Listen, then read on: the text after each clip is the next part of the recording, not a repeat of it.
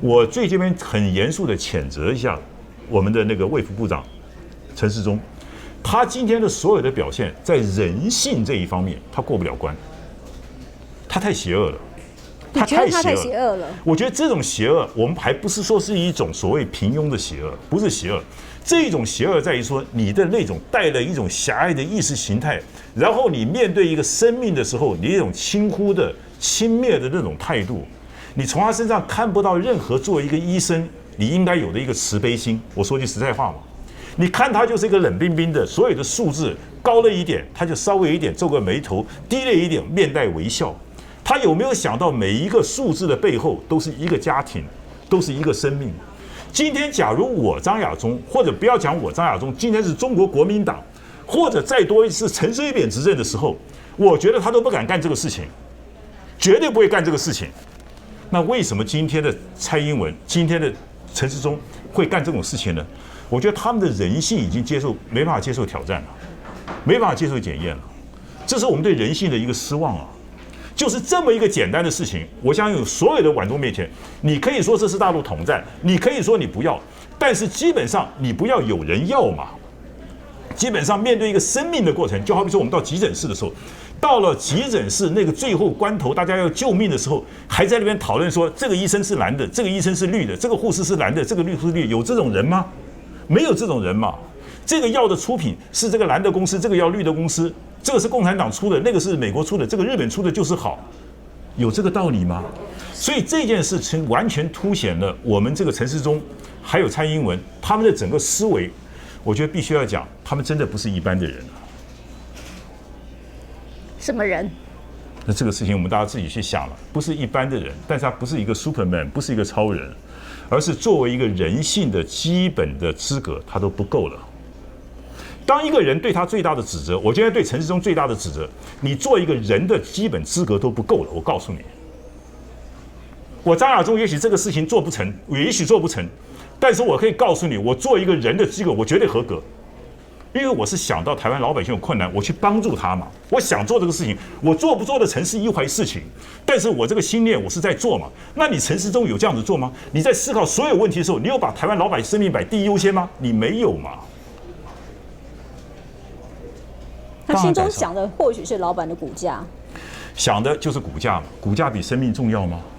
人的生命，我用一句佛教的话来讲，这样子有3种东西哈，这个钱不能够赚的，国难的钱不能够赚，天灾的钱不能赚，人命的钱你不能赚。赚了这3种钱以后啊，真正打入这种恶鬼的无间道啊，永世不得翻身啊。我们中国人不都相信因果吗？今天有这么多人因为你陈时中这一种的轻忽傲慢，多少人在急诊室里面嗷嗷待哺。结果你今天跟我告诉我说，哎呀，我根本不要理你，你不可能拿得回来的。然后你这个疫苗中间会有问题的，你讲这个什么话嘛？请问一下，这还算是一个政府官员吗？我做一个人都不够资格了。他就在那边说，所以我当然在这边谴责他。对，我们的人生经验，假如我今天是卫福部长，我听说有人可以拿到几十万剂，不要说500万剂，拿到20万剂，我第一个电话说，哎，张教授你在不在？我亲自去看你一下，我们一起来努力让这个事情能够尽快达成，好不好？是不是这个态度嘛？一定是这个态度嘛？我亲自去拜访你，为什么？你到拜访我也不是因为了你嘛，而是为了这个事情早点促成嘛，而不是像我现在要求见你一下，请你们派一个辅导小组来辅导我，装的没听到，装的没看到。而且你要送的是免费的1000万剂的疫苗，帮你送到家门口的1000万剂疫苗，不是说我跟你讲一讲，你自己去接洽，不是，是他帮你帮他处理好。你飞机还送来，是不是？对，飞机飞过来了。你自己飞，你就说我不会自己飞了。台商他们把飞机都准备好，这个运费都很多钱的，你包含的运费都在里面，对，全部帮你付好。这不少钱。你看郭台铭500万剂，他要花几我不知道，真的，我对这个数字是没有任何的概念。我说实在，我也不了解1剂多少钱，那个运费多少钱我都不知道。我就很单纯的说，人家要帮忙，我今天把这个讯息告诉卫福部，卫福部请你回答我一下，我告诉别人，让别人好安排。这事情很难吗？这个事情很难吗？如果你告诉我说8项规定要填这些资料，那个资料表格我都没看过，我怎么填啊？填的我表格我自己都不会写，我怎么填啊？我叫你辅导我一下，不对吗？老师，或许在经过我们的节目这个小时之后或许有一些地方政府现在急着都想要跟你联系的，因为大家地方政府都想要自己去买疫苗的，不一定都买得到，不一定有管道。但是你现在有免费的疫苗，我相信有一些地方政府如果真的是非常的需求疫苗十分恐急的，应该会赶快想要跟你联系。如果没关系啊，如果他们能够帮我们解决问题，我们就给他有什么关系呢？地方也是我们的老百姓啊，中央也是我们老百姓啊，他中央还是要分给个人啊，对不对？你愿意要的人我们就给嘛，就好比我们在做善事一样，愿意要我们就给你，不愿意要那我就谢谢你了嘛，那就算了嘛。老师，你会觉得说，现在这个整个台湾哦，因为疫苗这件事情搞得都快要分裂了，而且我们现在看到一个非常非常大的危机，就是其实人民对于卫福部、对于陈时中、对于蔡英文，其实是极度的不信任的。这是一个非常大的危机。陈时中这种人呢，我跟你下来以后，你在路上会被别人打的，会被别人吐口水的，你要知道会被别人揍的。我说那个揍不是用揍，那个揍那个，所以说。你懂我意思吧？那个咒就是说，人家会咒你祖宗八代的。你基本上你知道你这种事情积了多少，把你的阴德损了多少啊？对不对？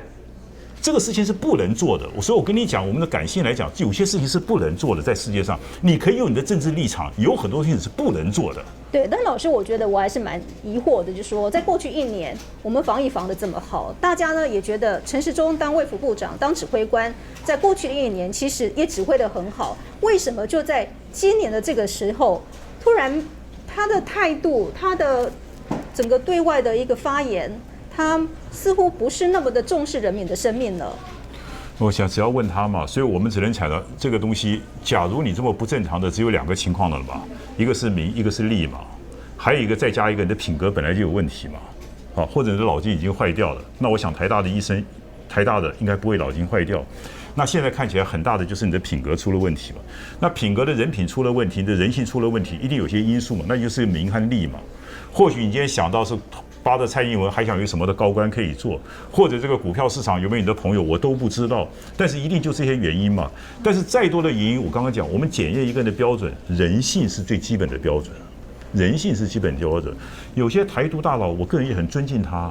你所认识的一些台独大佬，他们现在是不是态度上有一些的？你看吕秀莲的态度是怎么样？把蔡英文政府骂得跟什么一样？吕秀莲就说，人家有他的政治立场，陈时中应该马上要下台。他何止马上下台？我觉得他今天下午就该走了，对不对？早就该走了。搞成这个样子，难道没有责任吗？都不必负责任吗？老师认识的人也很多，是不是有一些本来很挺蔡英文，或者说很挺陈时中、很挺政府的一些独派人士，是不是现在在态度上也有一点点的担心跟转变？当然，你看绿营里面骂的很多，因为我觉得这件事情所反映的，我跟淑芬您报告就说，这件事情反映的就是我们台湾的，我刚刚讲最可怕的是人性出了问题。啊，一个社会它的路线政策我们都很容易调整，可是人心坏了以后，这真的是不太好的一件事情。所以我们从这件事情可以看出来，为什么台湾的这一群领导阶层，他们的人，我们用句通俗话，你怎么这么坏啊？你怎么这么心这么狠啊？就这么简单嘛？老百姓就想，你怎么那么狠嘛？你怎么没想到别人生命垂危的时候，你为什么一点感觉都没有嘛？这种东西是社会上最可怕的。你说你有政治立场，他有他的政治立场，这有什么关系呢？我们坐下来讨论就好，不行，我们透过选票就解决了嘛。可当社会的程序，这个领导阶层他已经违反了人性的时候，这个社会的危害不够大吗？对，但也有一派的医生认为说，国药疫苗就是中共的钱，就是打了国药疫苗之后就是统战哦，他们就有一派就是这么认为。很奇怪的，这个药打在你身上，你就被统战了吗？我找个台独医生看个病以后就变台独了吗？这个逻辑很荒唐的。你一针打下去，台独就马上变统派了，有这种药吗？还那个诚实豆沙包是不是有这种东西吗？你会被标签说你就是打过大陆的疫苗。我觉得这个社会，一个社会如果走向愚昧的话，这个社会是没有救的。对，这个社会要有理性。这个事情我们开玩笑，最后的结果就是一个张老师很有本事，一个张老师太单纯了，被别人骗了，对不对？但是你跟我认识，我总不是个坏人吧？我不会在这个地方现在来玩弄大家或干这种蠢事。我当然是一个存在我的一个善心，我希望把这个事情做好。我很严肃的来讲，今天基本上每一个善良的人都应该把生命看的是无比的珍重。啊，只要能够帮助人的延续他的生命的时候，其实在生命的面前，没有所谓的蓝绿，没有所谓的色彩，医生不就是这样子吗？医生今天看病的时候，还有说你是蓝的我不看，我的绿的看吗？有这种道理？没有这种医生的，整个医德是没有。同样道理，我们人也是一样。当我们去吃感冒药的时候，我会去想说，这家感冒药的背后那个工厂是蓝的还是绿的吗？不会嘛，一定看这家感冒药是效果好不好才是最重要嘛。人家绿的也可以做生意，蓝的也可以做生意嘛。